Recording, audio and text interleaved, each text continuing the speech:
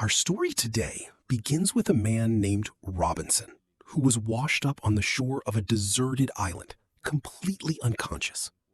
The first time he wakes up and opens his eyes, he's shocked because all he sees around him is the sea.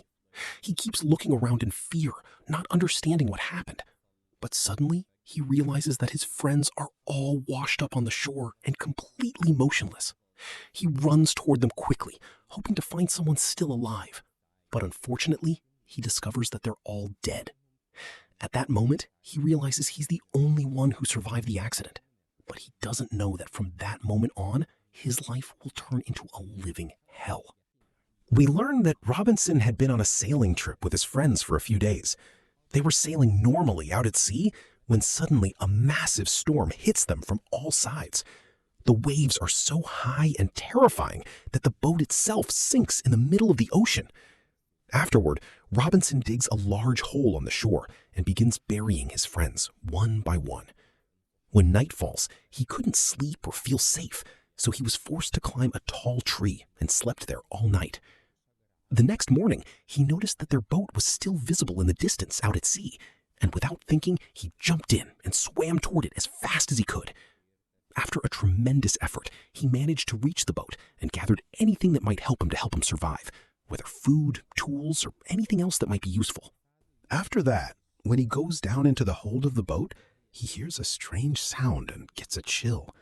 He quickly grabs an axe and breaks down the door, expecting to see something terrifying, but is surprised to find that the sound was just his dog, Yak. He's overjoyed that Yak is still alive and decides to take him along. Then he builds a small wooden raft and loads it with everything he could gather and keeps pulling the raft until he makes it back to shore again. As soon as he arrives, he and Yak eat to satisfy their hunger. But unfortunately, the food he has isn't enough to last more than a few days. He realizes that if no one comes to rescue him soon, he'll die of starvation. So he leaves Yak alone and keeps running through the center of the island, hoping to find a way to escape. He races through the forest at great speed until he reaches the other side of the island, but is shocked to find the sea in front of him on that side as well. At that moment, all his hope shatters, and he feels trapped in this place with no way out. The days pass and the weeks turn into months. Without seeing any passing ship or anyone who could rescue him, he gradually begins to lose hope. One day, as he stands on the shore with Jack, the dog suddenly starts barking very loudly. When Robinson looks out to sea, he is shocked because he sees a large passing ship in the distance. At that moment, his heart began to race, and he felt that this might be his only chance for survival. He runs toward the boat as fast as he can, holding a torch in his hand and trying to light a fire any way he can so that someone will see him. But the fire is slow to catch and won't ignite quickly. At the same time, the boat is drifting further and further away. Out of sheer panic, he grabs his rifle and starts firing wildly, hoping that anyone might hear him. But the sound of the crashing waves drowns out everything, and the boat continues on its way as if nothing happened. It's as if no one is calling out to him, and Robinson keeps screaming with all his might, but his voice doesn't reach them at all. At that moment, he feels his last hope slipping away, and out of sheer fear, he jumps into the sea and swims with all his strength toward the boat. But the waves are much stronger than he is, and he stays where he is, unable to get any closer, until the boat drifts completely out of sight, shrinking into a tiny speck in the distance, and then disappearing entirely. At that moment, Robinson feels that everything is over, and he heads back to shore completely broken. Even his dog, Jack, senses his despair and keeps barking loudly, having also lost hope. All night long, Robinson keeps staring at the sky, seeing no chance of survival. Then he realizes he can't keep living like this, so he starts gathering wood on his own and tries to build a small shelter where he can live. After much hard work and effort, he manages to build a simple shelter where he could sleep. And little by little, his life settled into a steady routine. Every day, he looks for food and tidies up the place where he lives. And at the end of the day, he sits on the shore with his dog, waiting for any boat to pass by and rescue him.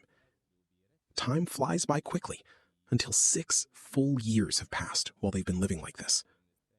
During that time, Jack has remained his closest companion, and even though Jack is just a dog, his presence eases his loneliness a little.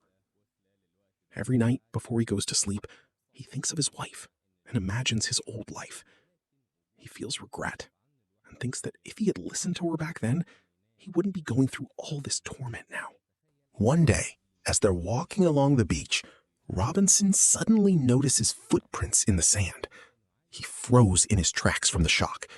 At first, he thought they must be his own, but as he got closer and examined them more closely, he was even more shocked because he realized the footprints belonged to someone else.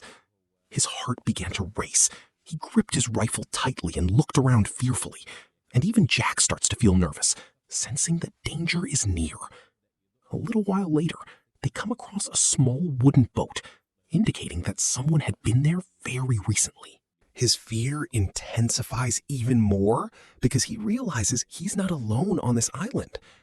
But despite his fear, he keeps walking toward the faint sounds, holding his rifle and ready for anything that might happen.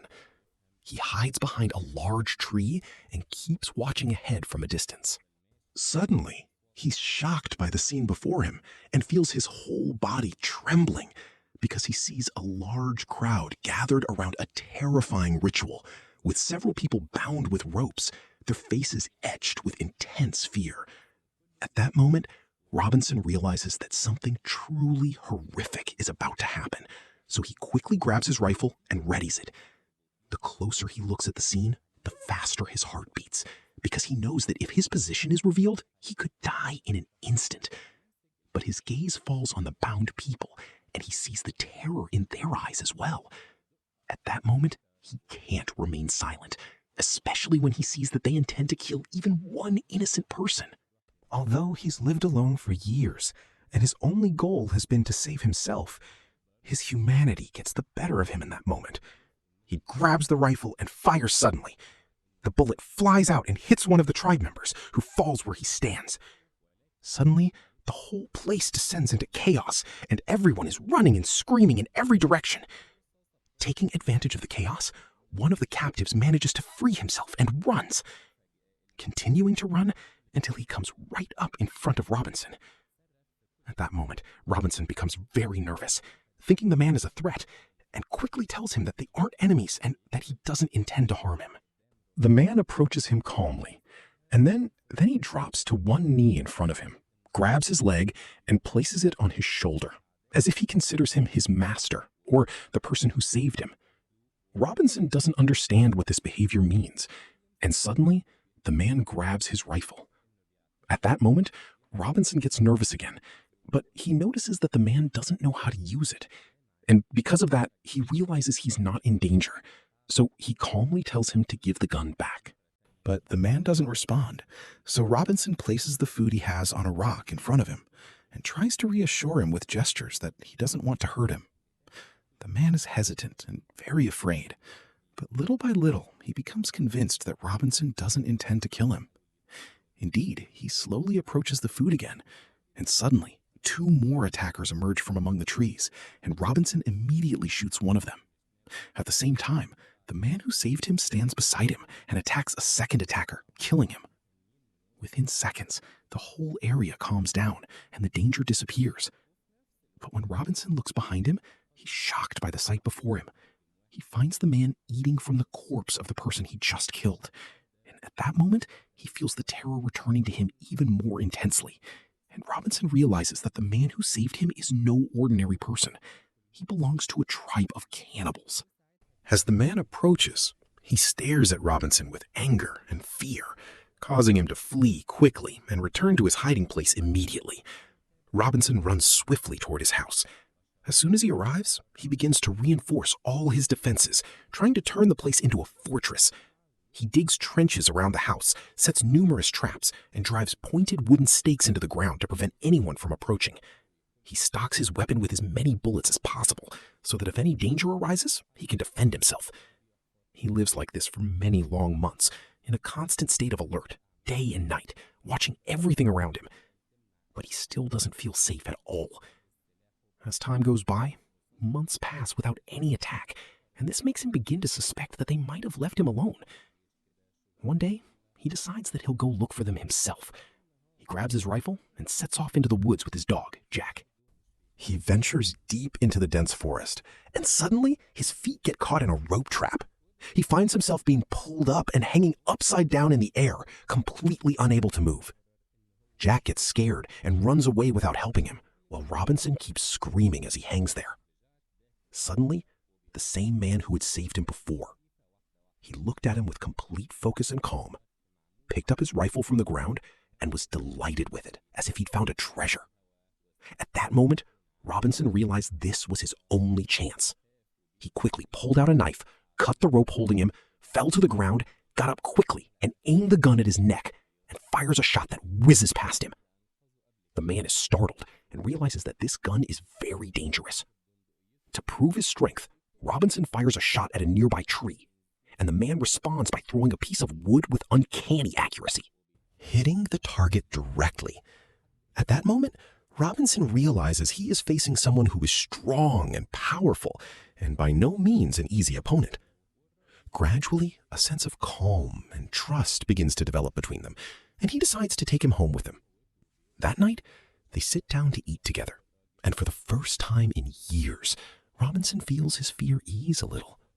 Yet, despite this, the fear is still there, so he decides to tie him up inside the house for safety's sake. But in the morning, something very strange happens. The moment he opens his eyes, he finds the man standing right in front of him. At that very moment, Robinson realizes the man isn't there to attack him. Quite the opposite, in fact. The man has brought him breakfast. And at that moment, the suspicion inside him begins to fade little by little, and he gradually begins to treat him as a friend, not an enemy, and names him Hunter, so they'll have a name in common. Over time, they grow closer and closer, and Robinson begins to teach him his language. Surprisingly, the man learns very quickly. After a while, they began to understand each other well, and this man became Robinson's closest friend on the island, helping him with everything, whether it was food, work, or hunting. Their lives began to settle down and improve. One day, while they were sitting and talking, the conversation turned into a minor argument, with each trying to prove his point. Suddenly, Robinson said something that hurt him. At that moment, the man fell silent and walked away. From that day on, their relationship changed, and they grew distant from one another. Even when they met, they didn't exchange a word. Over time, Robinson began to regret it and realized he'd made a mistake and lost his friend, so he decided to go make amends.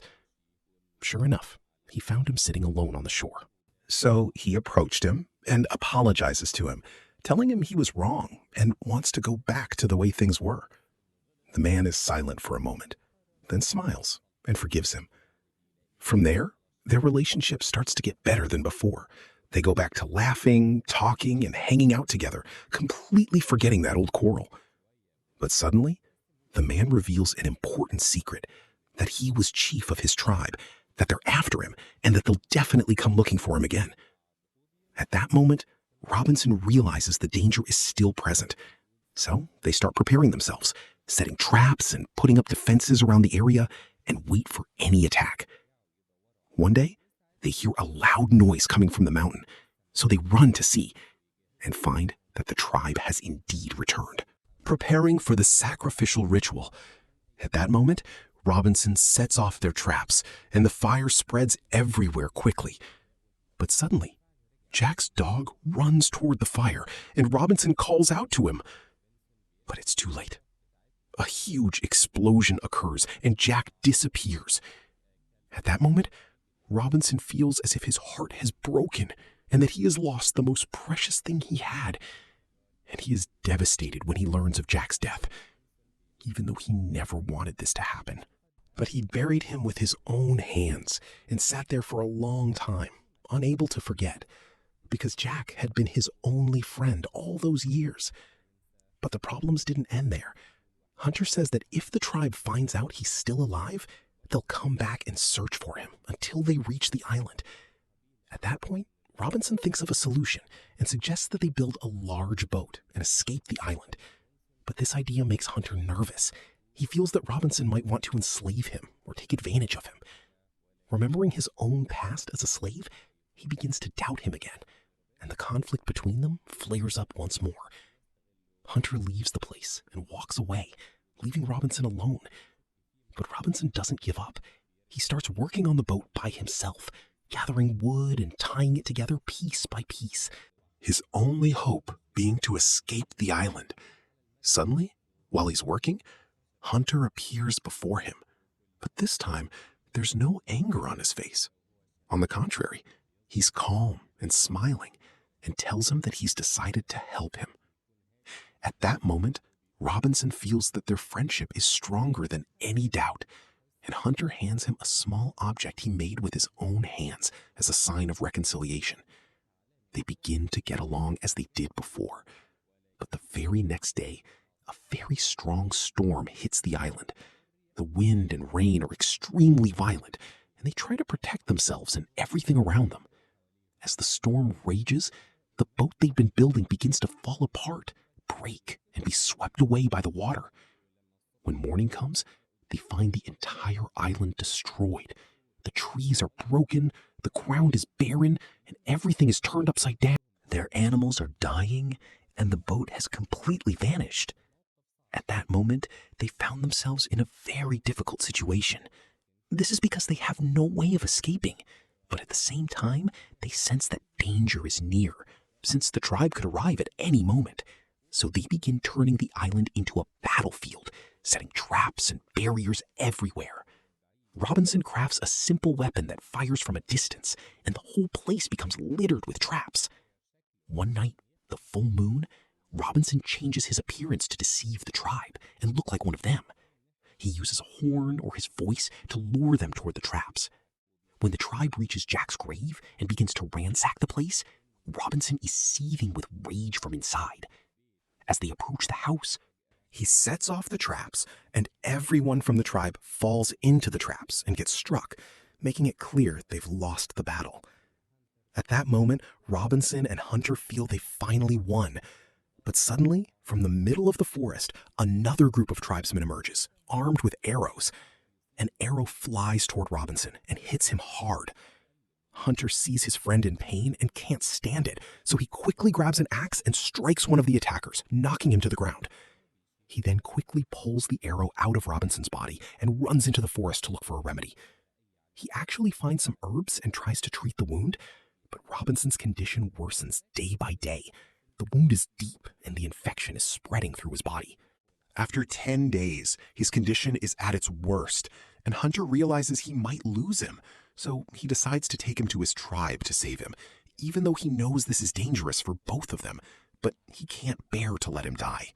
And they do arrive there, but the tribe gathers around them and captures them, believing Robinson to be an enemy because his tribe had previously attacked them. However, they have a law that states a sick or injured person must not be killed. And indeed, they begin to treat him. But in the middle of the treatment, a dangerous decision is made. Once Robinson recovers, he must fight Hunter in a final battle, and whoever wins will live.